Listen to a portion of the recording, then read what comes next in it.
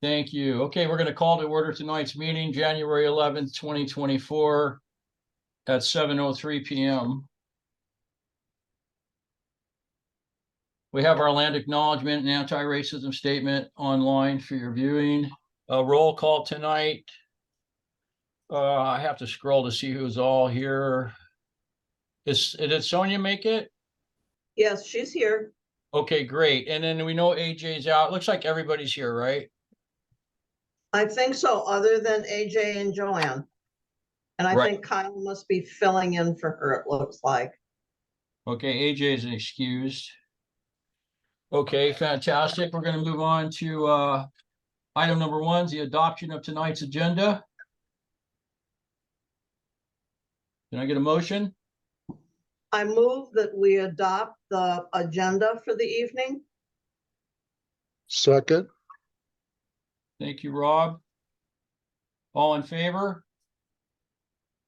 And since I can't see everyone, I'm just going to ask, is that unanimous? Was there any objection? Are you going to amend the agenda? Yeah. Yep, that'll be our next roll, and that'll be Stu is here. Is Stu here, right? Mm-hmm. Okay, thank you. Yeah, because I can only see a few of you people. I'm sorry. So yeah, so we were, Sonia, right after this, we were going to amend the agenda. Okay. So was that unanimous then on the adoption? Yes, but go ahead, but then, and you're gonna make an amendment to adopt Yeah, right? so Stu is going to make an amendment now. Stu, are you on here? Yes, I'm on here. There you are. Yep. I'd like to make a motion to amend the agenda to include a 7D, which is a discussion with respect to golf management and moving forward with golf management. What's the name of it that you want, Stu? Just golf management. Okay, just a discussion? Yes. Yeah, it's going to be more like Linda continuing business on to, we have 7A for the execution of the golf, and we've already appointed Stu at that time. We're just going to continue on with our conversation on where we're All going. right, thank So we're you. going to make that 7D. Okay, got it. Do we need a second for that? Yes, we do. Yes. I would second that.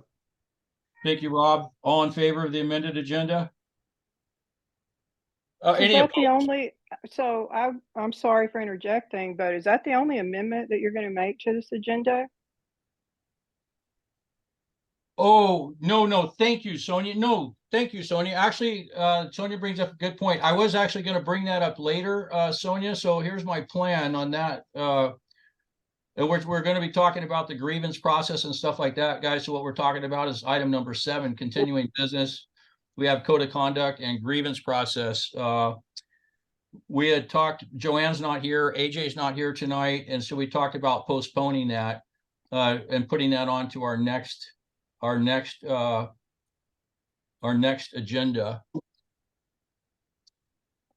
So Sonia, do you want to make that motion now? Sure, I'd like to move to postpone. I'm sorry, I don't have the agenda in front of me. That item number. Yep, item 7B and 7C. To postpone until the next regular board meeting. Second. Okay, so hang on, that's Sonia. Okay, so now for the amended agenda, we have 2 amendments tonight. We have to add item 7D, which is a golf management item under continuing business, and we have asking to remove 7B and 7C and defer that or table that to our next meeting, which is, I believe, the 25th, was it, or something, but something like that. And all in favor? Aye. Well, just ask, any opposed? Yes, Sonia, no opposed. I can't see everybody, so any opposed? Okay, no, so that's unanimous. Thank you, Sonia, appreciate that. Okay, on to item number 2 is consent agenda. For 2A is the meeting minutes from November 6, 2023. Was it? I believe those were corrected, were they not, Linda?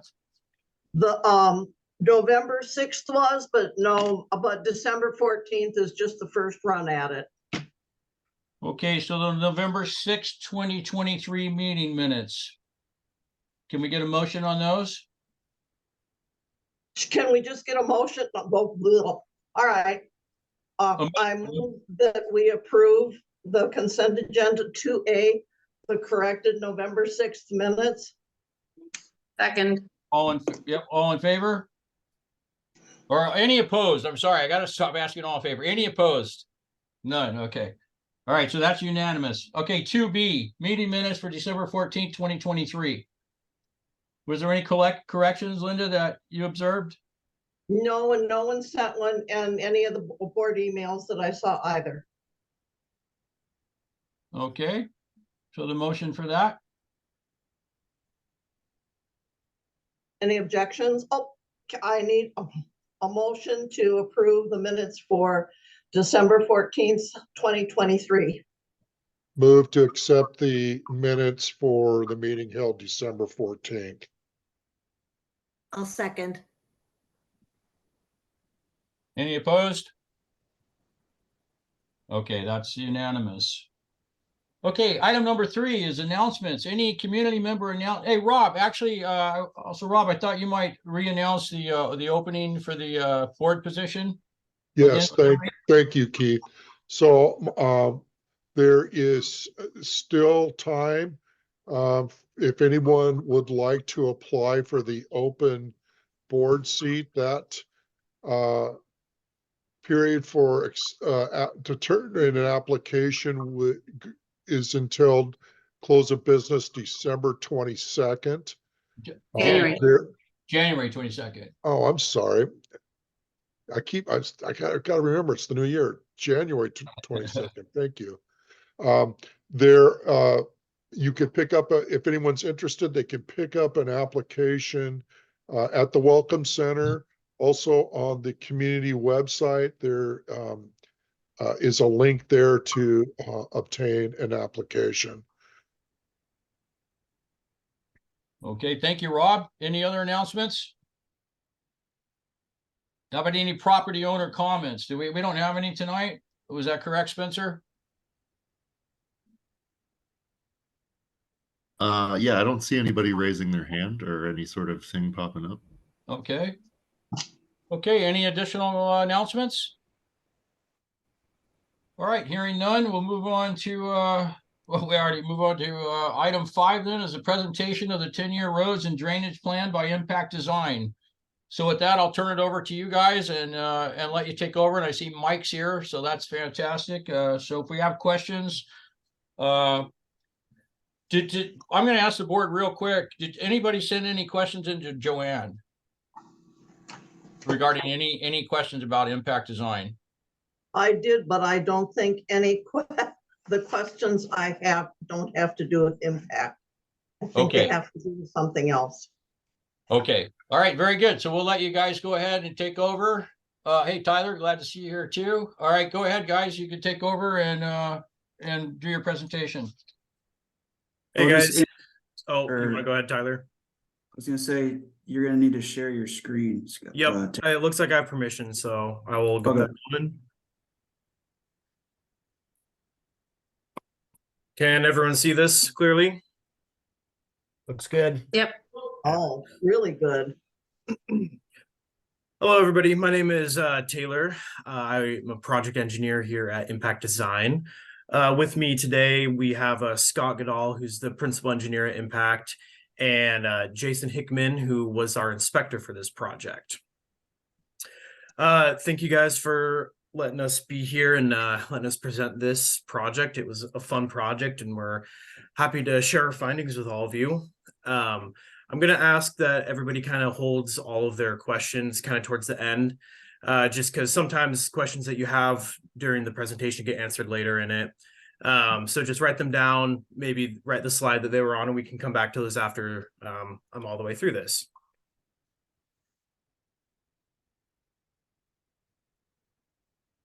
So we had made 4 project goals for this roads and drainage plan. Our first one was inspecting every mile of roadway and every culvert to give ratings to basically all of the existing infrastructure here in Sun Valley.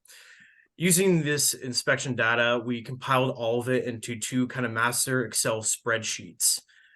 This was given to everybody in in the report, and we'll also have Excel files that we can send to everybody as needed. This can be used by us to help us plan out basically all the projects over the next 10 years and help Sun Valley organize a budget. And the last thing was to update the inventory map that will be used by Sun Valley and mainly the maintenance department. So this is for all the culverts in all of Sun Valley. We mapped all of them and updated a map so that it's kind of easy to find, and you can use that along with the spreadsheet to know kind of what condition every culvert's in and where every single culvert is at here in Sun Valley. So kind of going to go over a little bit of just our typical inspection.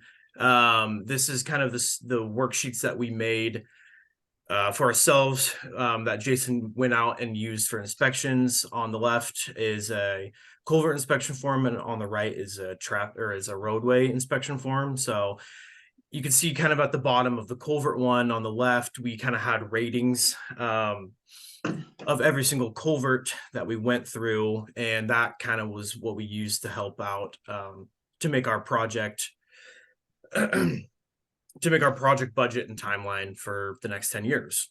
I definitely want to point out that definitely when we initially came to this project about a year ago and we started these inspections, we went to a few culverts that we knew where their location was because of the map that Wilson Engineering did in 2014. But when we got out there, we could not find any of the culverts. It turns out they were all buried under about 3 feet of sediment. So we want to thank Sun Valley and Stremler and Tyler for kind of getting out there, and they went and cleaned all of the culverts and all of the ditches, which made our process of inspection so much more streamlined and so much more efficient, because instead of having to dig around to find where these inlets of the culverts were, they were marked already for us and cleaned by Stremler and the Sun Valley Maintenance Department. So that was amazing for us, and it helped us a lot and be more efficient with our inspection. So here's kind of our findings. Here's some pictures of, I guess, different culverts in different conditions. So the top left, you can see that culvert 28 has a critical barrel condition. We definitely found quite a few of these, unfortunately, where basically the bottom was completely gone, completely rusted away, and they need to be replaced pretty quickly. And we'll talk about that a little bit later, but it kind of just shows you the different spectrum of our rating system that we have here for culverts. And then on the right, I just kind of want to show an example of what a lot of kind of the roadways we found that were in poor condition looked like.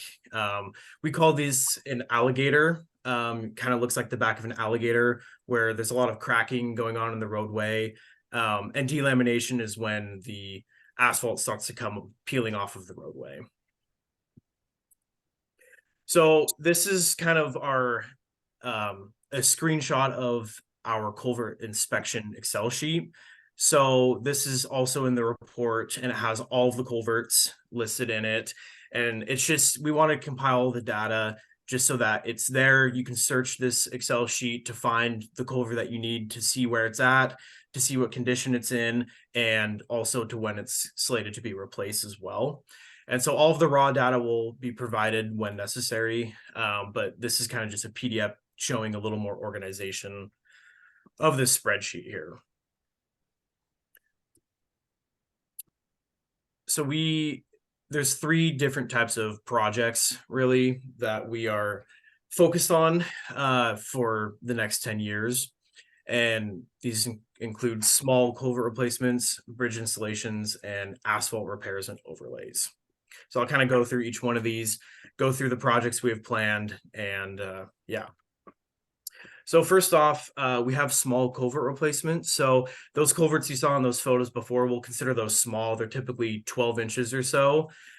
These are kind of the projects that I think we planned on focusing on the first kind of 2 years, maybe even 3 years, mainly because we found quite a few that were in poor condition that were causing quite a bit of problems around it. And when you have poor drainage around the roadway, that also affects the roads too. So fixing these first will help a lot of the different infrastructure in Sun Valley here.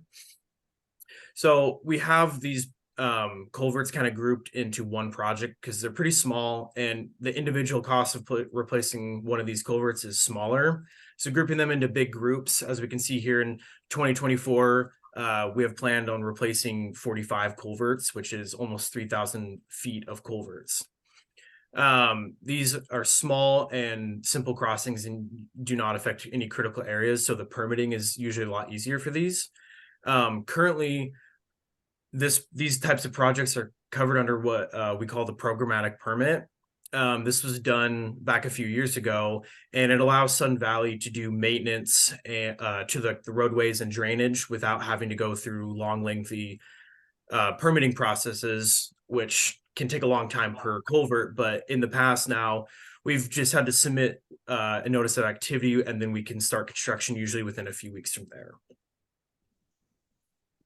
One thing I wanted to note was that the programmatic permit, it's a 5-year permit and it's set to expire in 2025. And we have it planned right now in the master plan to be renewed this year in 2024, because without this, it definitely increased costs per project and makes everyone's lives a lot harder having to do each culvert individually and whatnot. So the next type of project that we're proposing is the large culvert removals and bridge installations. So we found there's 5 culverts that are in Austin and Beaver Creek that are passing pretty large flows, because this is a decent sized creek there. These streams and these culverts are technically seen as fish bearing, because I believe the Department of Fish and Wildlife has gone out there and seen fish in these creeks. So they've made that determination and there's not really any fighting that.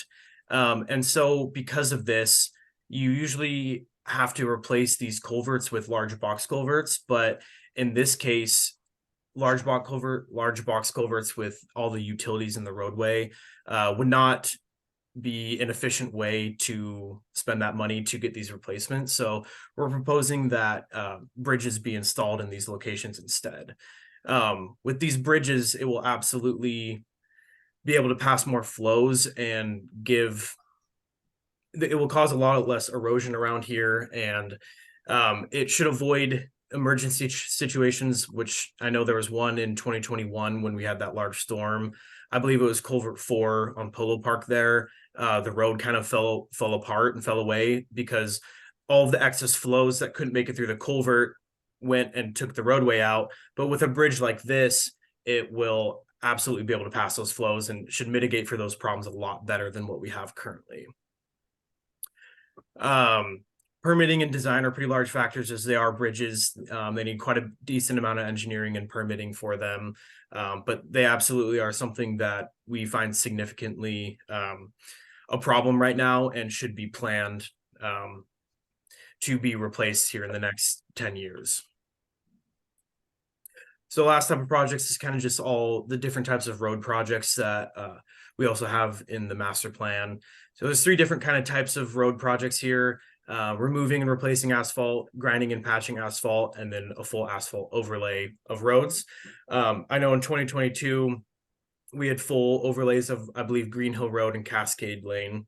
So that's kind of what that type of project is. And then also last year, I believe, or in 2023, there was quite a bit of patchwork that was done to quite a bit of different roads. I know Tyler was kind of working on that.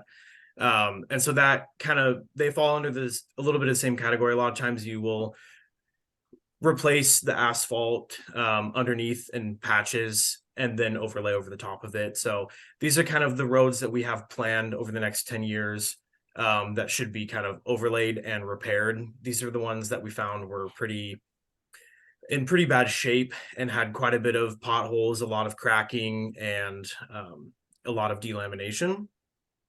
These typically require just like an LDP permit, which are super hard. They requires a few months of permitting and design work. And due to watershed restrictions, because of the Lake Whatcom watershed here, we try and repair small sections and then overlay the whole thing. Doing it this way makes it so we don't have to do expensive stormwater treatment systems locally, which can lengthen the project and the cost of it as well.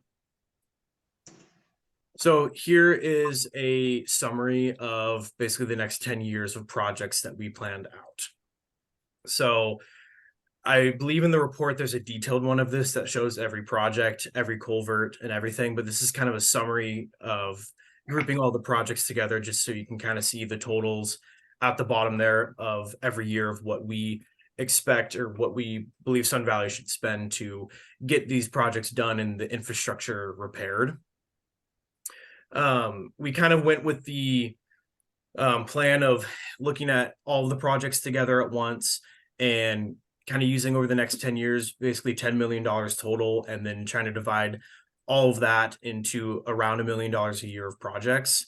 And so this is, you can see here, every year we're about that number, some years less, some years a little more. Some years would be more expensive just because of the large construction costs of those bridge installations. But that's why this year in 2024, we're focusing on really getting all of the poor and the critical culverts fixed and some roads repaired before we start getting into the bridge replacement projects. I just want to note too that these numbers down at the bottom, the totals, none of it is adjusted for inflation. It's all based on 2023 dollars. We were assuming that Sun Valley will kind of internally be the ones to adjust for inflation for this budgeting purposes. The last large product from our project was, remapping all of the culverts with GPS and putting it into like a GIS mapping system. This will be used by maintenance over and over again. And so in 2014, Wilson Engineering, I believe, did a roads and drainage plans, and they found initially 254 culverts. And when we did our inspection in last winter, we found 59 culverts. And then recently we found another 40 culverts. So because of the improvements that Stremler and the maintenance department made in the ditches, we were able to uncover almost another 100 culverts that were not originally found in 2014. And so all of those culverts have been added to this map. You'll see that the new culverts are identified as FND or found. So this document right here is kind of a living document. It's dynamic in that it will always be updated, because I think culverts will be continued to be found years and years from now. I think when the original infrastructure was put in, that there was quite a few more culverts than this. And I think as the drainage improves, we'll kind of start to see where new culverts will appear in the future. So kind of the key takeaways here that I wanted to touch on were that the roads and drainage plan is planned to be renewed in 5 years, because in the 5-year mark, we'll have quite a few projects done, and we can then review kind of the cost estimates that we had initially done and just see how many projects were done and if we need to reprioritize any of the projects. The first 2 years of the roads and drainage plan is focused on replacing the poor and critical culverts, as those are a pretty big problem right now. Yeah, a big thing was that this budget does not include any of the maintenance of ditches, and we believe that this is a pretty high priority. Just want to touch again that, during the first few inspections, we found that some of the culverts were buried up to 3 feet in debris and dirt and whatnot, and it made it completely ineffective and was causing quite a few drainage problems initially, and those are doing better now, but it definitely still needs to be something that needs to be focused on year after year to make sure that the maintenance of the ditches is continuing. We understand that Sun Valley carries an $80,000 fast response budget, and we definitely recommend that year to year they keep that going, because around here there's definitely a lot of emergencies that can happen due to flooding. And we know that there is around $100,000 of culvert, ditches, and swales maintenance budget, and we definitely recommend that money is spent every year on maintenance projects just to upkeep with all of the culverts and the ditches around here. Because I mean, with 40 miles of roadway and there's quite a few ditches, it's definitely something that will need maintenance every year and to keep all of the culverts and ditches clean. In case there's any budget constraints or adjustments that need to be given in project priority, we can provide reassessments of this whole plan to give new budget numbers and new estimates, just based on if there's anything with the budget that's not working out with what we've proposed. And with that, that's really all I had here, and I wanted to open up to questions now. Thank you, guys. So, does anybody have any questions? You could raise your hand if you do. Nobody has any questions? Okay, well, I have a couple questions. So I'll start. So the first question I have, when you replace these culverts, so I see mostly like the erosion and the damage like on the ingress and egress of the culvert themselves. Is there a liner or something that you just can reshape the end of that and stick in there, or does that whole thing have to come out and be replaced? In most of these cases, the whole thing has to be taken out and replaced. Really, the reason that they look like this is because they haven't been replaced since they were initially put in about 50 years ago. And so if we only fix the end of it, then the erosion will continue to happen down the whole thing. And they should be replaced with some sort of plastic that's going to have less of this rusting and erosion happening. Yeah, and we did look into that option of using a liner to, increase the structural capacity of the culvert. And after evaluation, the kind of sub-consultant that we looked at just said, hey, most of these culverts are in such rough shape that type of approach just doesn't work. Not going to work anymore. Okay. All right. And then another question I had, if I can go on here, is one thing you mentioned was you said our problematic permit, 5-year permit, was due to expire this year and needed to be renewed. Is that something that you guys do for us, or Tyler does, or Mike does that for us, or who does that? Yeah, that would probably be our office. We did the first one, and I think we could work with you guys to get that renewed with Whatcom County. I mean, they accepted it, a couple years ago, and they should accept it now. So we're happy to help you work through that process. I don't think it'll be terribly difficult. We're happy to help, and was kind of planning on that this year. Okay, great. So I need to pass that along. Okay, that Part of was the road plan for this year, Keith, is to have Impact renew it, and it technically doesn't expire until next year. So we have all this year to get it done. Awesome. Thank you, Tyler. Yep. Next year. Okay, guys, any other question from any board members? I got some. Oh, there we go. I see some hands now. Okay. We started off small culverts versus large culverts. I didn't see much discussion with the large culverts except for replacement with bridges. That's a big deal. Really big deal. So is there any large culverts that would still be in use because they were not on Austin Creek, Beaver Creek, or are they all looking to be better off replaced with bridges? We went out and looked, and it's our opinion that all of them are better off to be replaced with bridges. Going back to the fact that the box culverts that the Fish and Wildlife Department requires are typically basically the same cost and size of project as putting a bridge in, and bridges last much longer and provide much better flows through this area. And all of these culverts we found are in pretty bad condition. Basically, the bottoms are completely rusted away and gone, and they're starting to cause erosion around the sides of it too.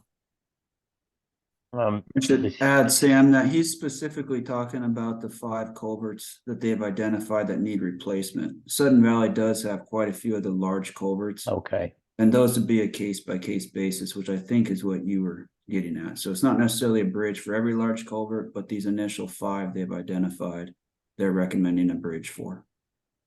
Yeah, I thought there should have been quite a few more.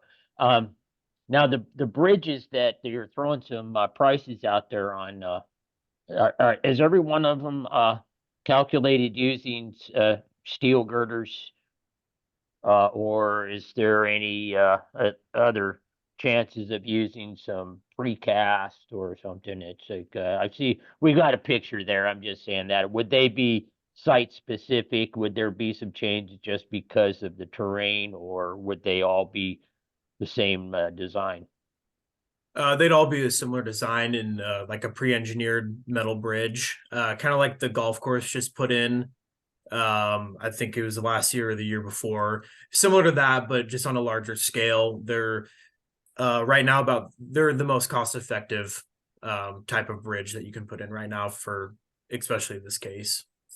And are those steel bridges, or all the bridges that we're talking about replacing the culverts with, what are they rated for? Are they big enough to hold the biggest fire trucks going?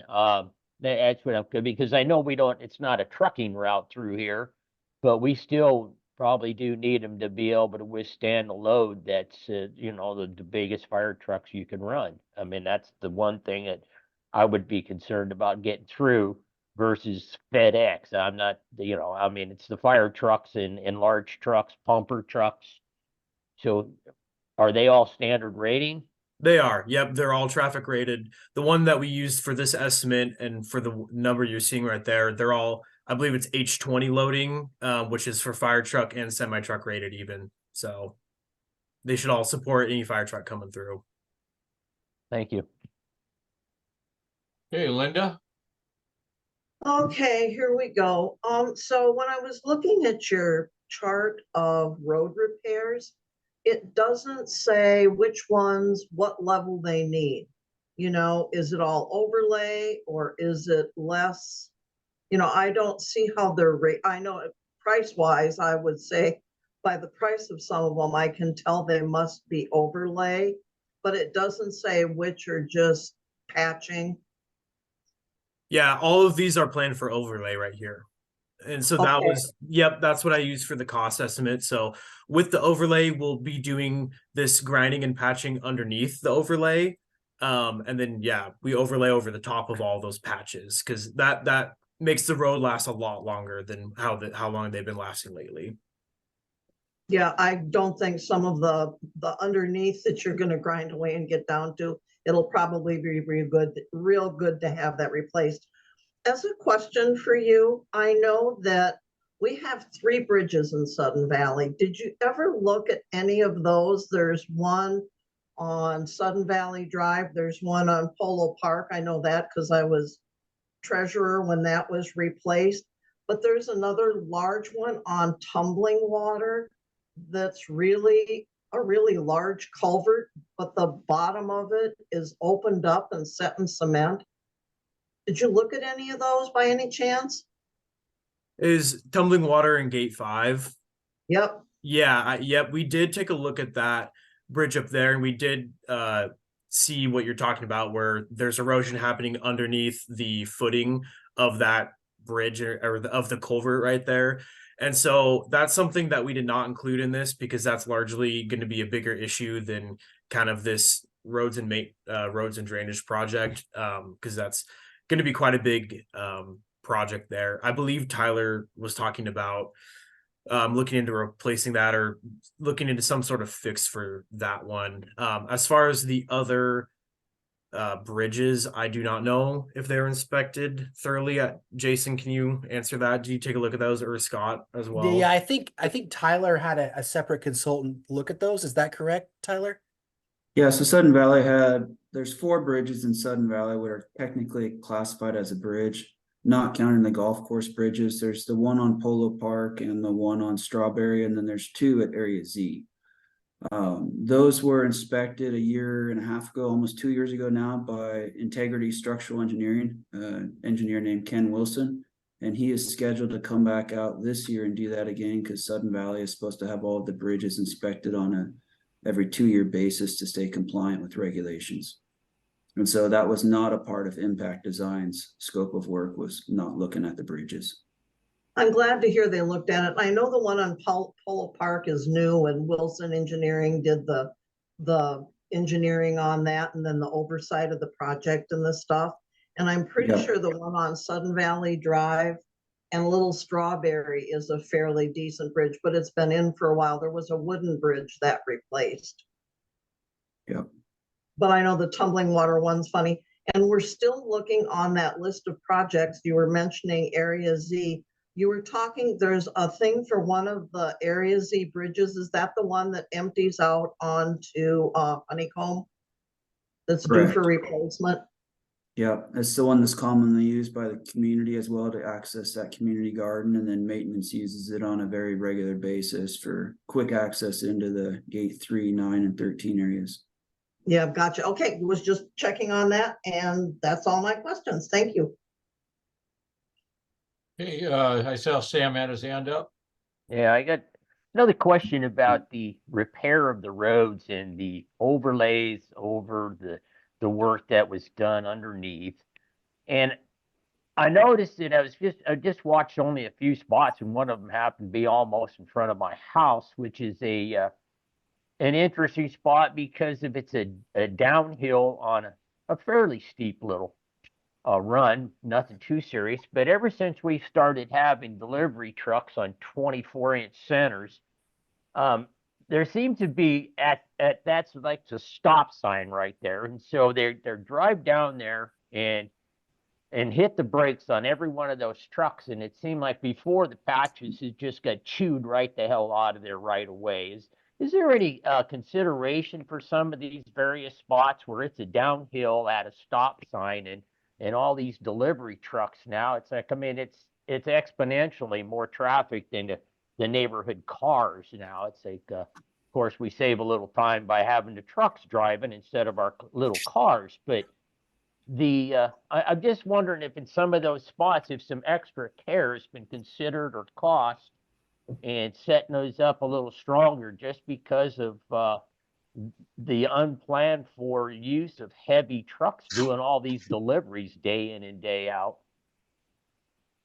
I think I can speak to that a little bit, Sam, for you. In the past, when Sudden Valley was having overlay work done, going back years now, the overlays from what we find pretty much everywhere that we look in Sudden Valley are anywhere from a 1/2 inch to 1 inch thick. And that's what's leading to a lot of the delamination as a global picture for Sudden Valley. And a lot of those overlays also didn't have tack put down. And we can see that because the top layer, as soon as it gets one little spot that's ready to fall apart or does fall apart, creating like a miniature pothole that's not a pothole, it'll just scrape off. And so when you've seen that in the past, that's usually what's happening, is the delamination taking place. Over the last couple of years, at least now, when Sudden Valley's been going through and fixing these locations, the new asphalt that's been getting put in has been a 2-inch depth, and there's been proper tack put down so that the 2 layers of asphalt are bonded together.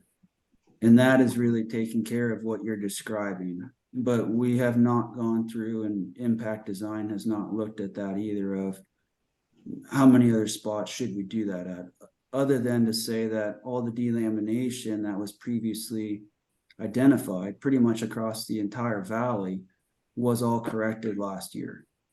Now there is stuff obviously that's going to come up each year that hasn't been fixed yet, but that is the approach being done: proper installation of asphalt versus too thin and no tack. Thank you. Yeah, and that's absolutely something when we get to the project and we're actually applying for the permit for that roadway to be overlaid, we can look at and take into special consideration to make sure those concerns are looked at and planned accordingly for.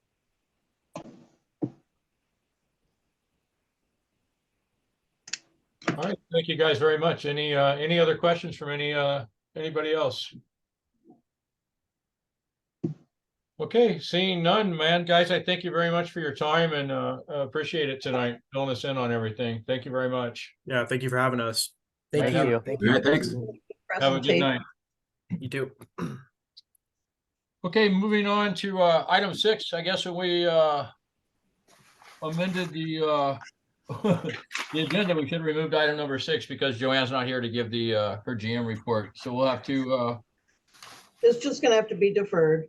yeah, we'll just move item 6 right over item 6, and we'll move to item number 7, which is continuing business. 7A, which is ratification of the executed golf director transitional contract. So that agreement was already executed by Joanne. We gave her authority to negotiate on our behalf.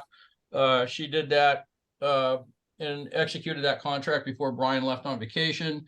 Got it done actually like a day before he left. So we just need to make a motion to ratify. So I move I make that motion to ratify his contract, and I move to approve, and we get a vote on that. All in favor? Any opposed? Looks like it was unanimous. Okay, and then items number 7B and 7C, we're deferring those or tabling those to our next meeting in January. And that brings us to our next coming up meeting, to 7D, which was amended tonight for the golf management. So I'm going to leave that to Stu. So Stu, go ahead. You have the floor.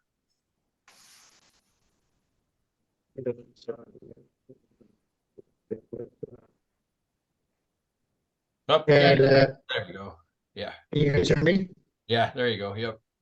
And previously Joanne had presented several scenarios about moving forward with the golf course. You know, I think they're all things that can be looked at, but the concern is right now is in order to have the appropriate golf pros and the appropriate staff running the pro shop or giving lessons, whatever case may be, we need to have decisions made by the director of golf.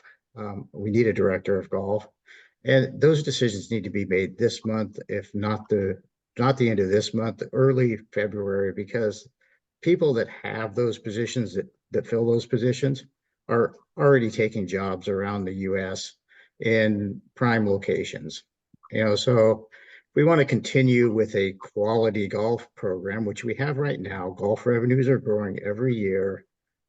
It kind of behooves us to make a decision as to what direction we're going to go. Since we don't have a plan from a golf management company, you know, we have a high-level proposal, which basically is going to cost us $100,000 a year to have a golf management company come in here. And we still have to have all of the entire staff that we would need to run it on our own. You know, that's just going to take our revenues out off the top. So we don't have revenues anymore, which if they were to submit a plan that indicates how we would be replacing that revenue by using them, that would be a different story, but we don't have that plan. You know, and, you know, I don't think we should make a decision without Joanne here, so give us more perspective, but we need to address this and we need to move forward rather quickly. Otherwise, we won't be able to get the quality people that we need in here to have a good golf program going forward. And that's, yeah, I mean, that's my opinion, but this decision needs to be made. It's not something that can be kicked the can down the road. We have to treat, my personal opinion, you have quality employees here, you want to treat them with respect. Kevin has expressed interest in taking over the golf program as the director of golf. In order to do a proper evaluation of bringing in a management company and or taking over the pro shop, I mean, that's going to require business plans, analysis. At a bare minimum, that's a 6-month project. We don't have 6 months. And I have not seen the data, how it even makes sense to do that. I'm not saying it doesn't make sense. It very well could be, but we haven't seen the data. Okay. You know, so again, you know, I don't think we should make a decision today. I think we should get input from Joanne. She's unfortunately out tonight. Hopefully she got her generator working. But I think it really needs to be evaluated, and we kind of need to go forward as soon as possible. Yeah, I agree. Time goes by really fast, and before we know it, we're going to be in spring and then summer. And you made a good point, bringing it up, that these people are already seeking out their employment for this next year or possibly next couple of years. So they are searching. Yeah, you know, that's something that in this industry, in the golf industry, people like golf pros and stuff, they actually like to go to different venues and work. So that's why they're making decisions of where they're gonna work for the year. And, having the people that stay long-term are the directors of golfs and, like the assistant pros and stuff like that. They stay long-term at places. But the individual instructors and stuff that come in, I mean, they usually go to different locations every year. Yeah, yeah. I see Sonia has her hand up. Sonia? I do, and I don't disagree with Stu. I think if things would need to be, I don't have a problem. I think it would be great if we could find someone that handled golf management that could really grow the food and beverage aspect of it. But this particular proposal, as it was written, is just an overlay of management that I don't know that necessarily, it makes sense financially. But that being said, and I also agree with the time frame that would probably take to really get a real agreement with a company like that. But in the case of Kevin or any other head pro, currently the golf director's agreement has them running the pro shop. So we've also got an issue with unwinding the current agreement with Brian, and then either transferring the merchandise over to a new person or to the association. That also is going to take a little bit of time. So how do you feel about that? And is Kevin able and willing to potentially purchase that amount of merchandise and equipment? Yeah, so that is something that Kevin is interested in doing. I mean, that's typically how semi-private golf management works, is the director of golf has the retail merchandise. I'm not saying I agree with the word for word the way that it's currently written in Brian's contract. I think there's room for improvement in that. But that's something that could be negotiated and figured out.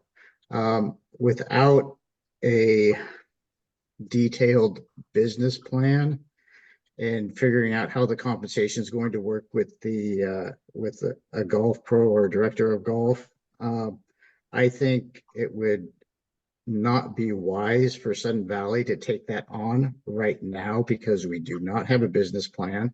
And if we take that away from the director of golf, then we'd have to compensate them for their loss of income. So it ends up being a wash unless we have a detailed business plan of how we're going to grow revenue in the pro shop to where it's not a wash. And then, somebody has to manage the retail side of it, which presumably we'd probably request that of the director of golf. So they're going to have to be compensated for doing that. And they're going to, it's a very convoluted and complicated thing that I don't think we're going to figure out in 3 months.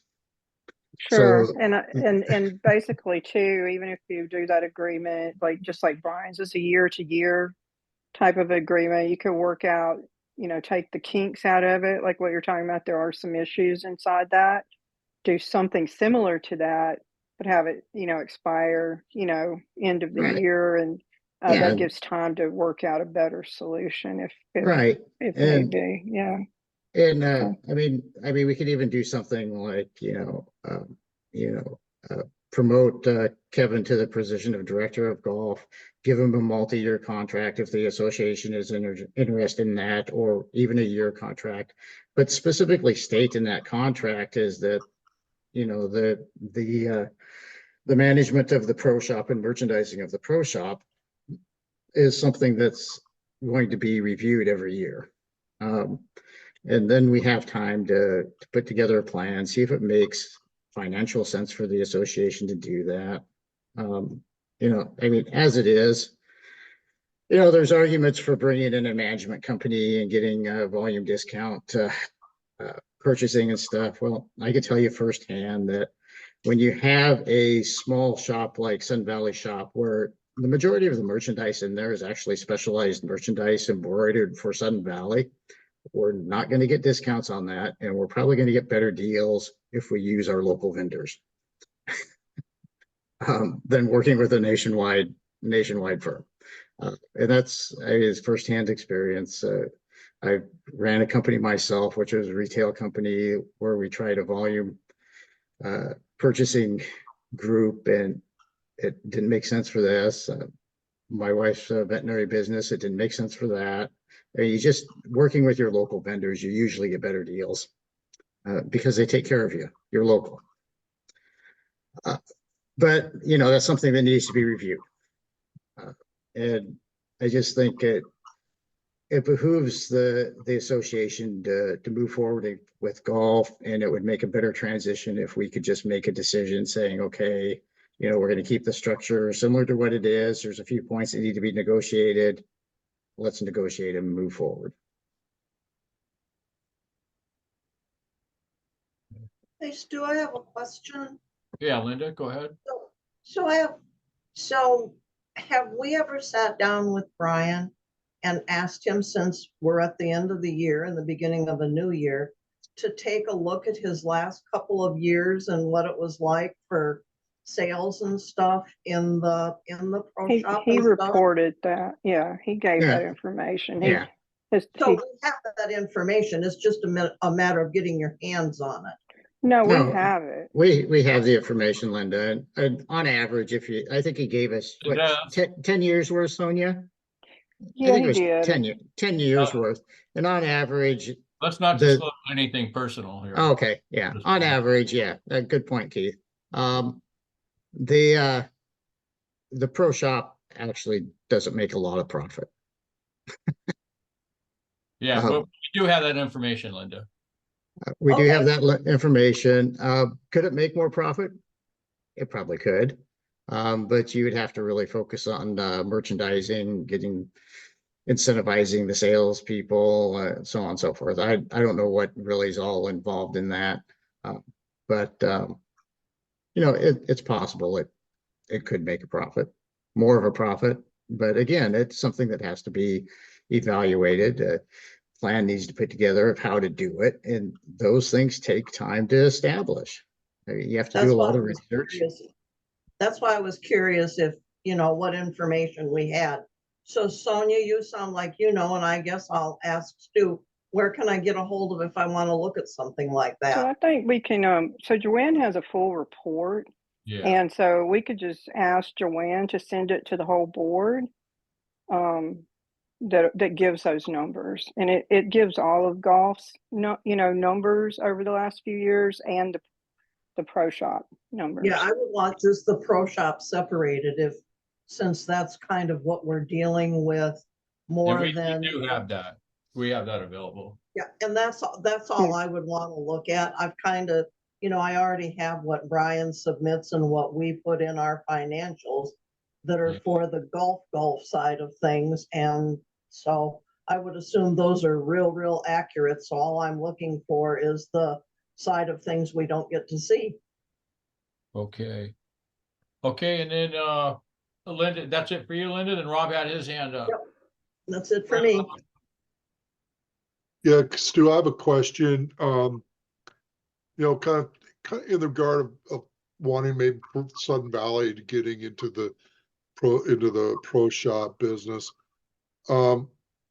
Do golfers, do they really buy like clubs, or do they really buy much equipment in their pro shop versus going to a pro golf discount or putts? I mean, in terms of like in marine industry, we buy something at a marina because we need to. I forgot a sleeve of balls, or I need a line because or a fender, it fell overboard. I need something more in an emergency. I mean, can we really compete against like pro golf? So to answer your question, I'm not sure how much I should actually disclose on the public forum here, but we do get a discount. Our pro shop actually buys some things through pro golf discount, and we get a discount on that. So it's one of our local vendors that we use. And there's probably other ones. I don't know what they all are.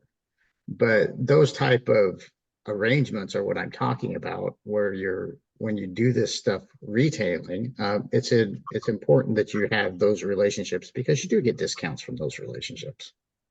And that's very important. As far as whether members or whether golfers, but we'll put it in two categories. You have non-member golfers and you have member golfers. Approximately a third to a half of all revenue from the golf course comes from members. Approximately half to 3/4 of all revenue from the pro shop comes from members. So how you increase that? Well, you're probably not going to increase the member purchasing power because we only have so many members here. And you don't have to live in Sun Valley to be a member. You can live anywhere around here and be a member to the golf course. You just have to pay the membership fee. So we only have so many memberships. And those members only buy so much merchandise.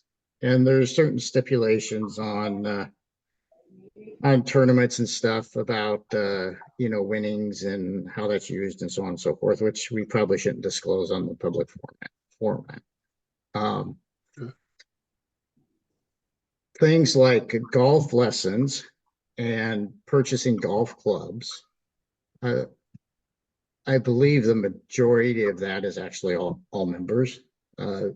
People are not going to drive from downtown Bellingham out to Sun Valley and buy a set of golf clubs because they're going to get the same clubs, actually have a better selection if they just go to Pro Golf Discount.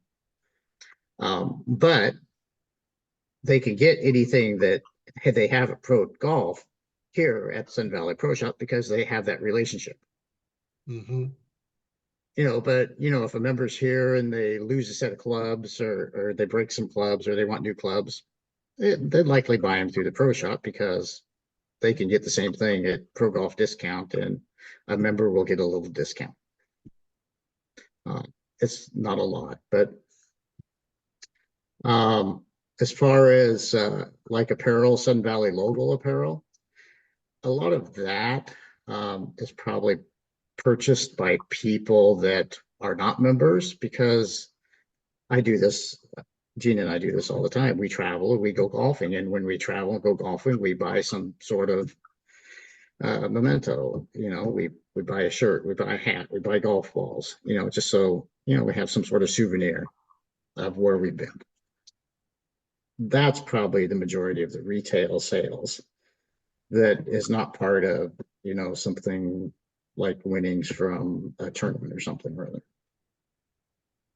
Well, I've got a couple of Sun Valley shirts. I've never hit a ball on the course, but I enjoy the shirts. No, I was just trying to gauge whether with lacking a business plan, is it, for lack of a better term, is it desirable to even get into the golf equipment business if we were to if we were to take over the pro shop? Yeah. With my understanding, and I have the numbers from Brian and what they are, it would be a wash or a loss with the current revenues that pro shop generates if we took it over.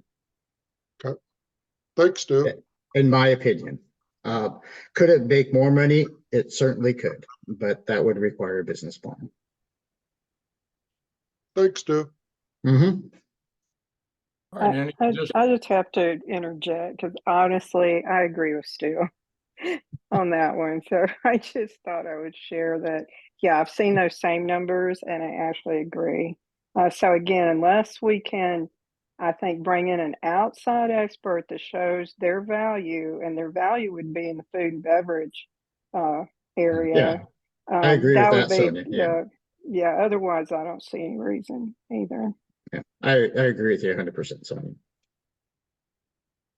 Okay, so any other questions or comments regarding golf management?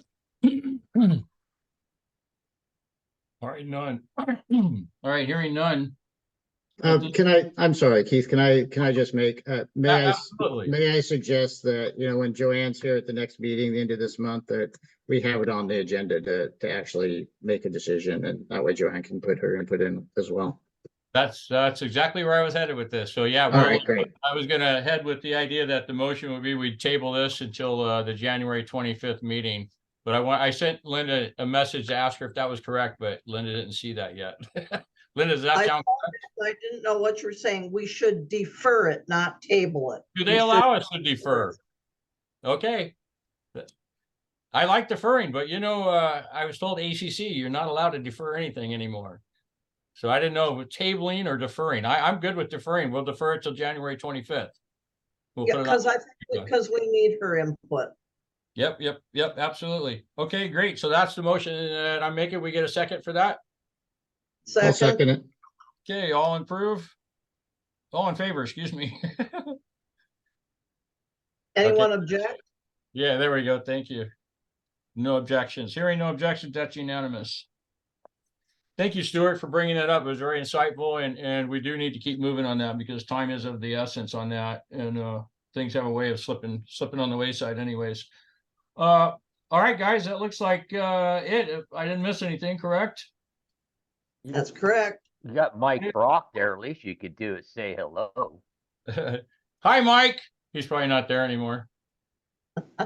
No, he is still there. Did he have a report?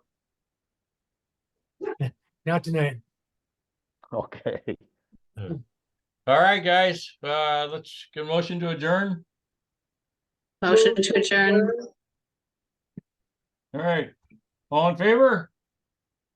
Second, That's second, third, fourth, all in favor, everyone? Good night, Perfect. everybody. Good night, everyone. Stay warm. Guys, thank Good you all. night. Thank you. Thank Have a you. good everyone. Thank you, Spencer. Thanks for that, Stu.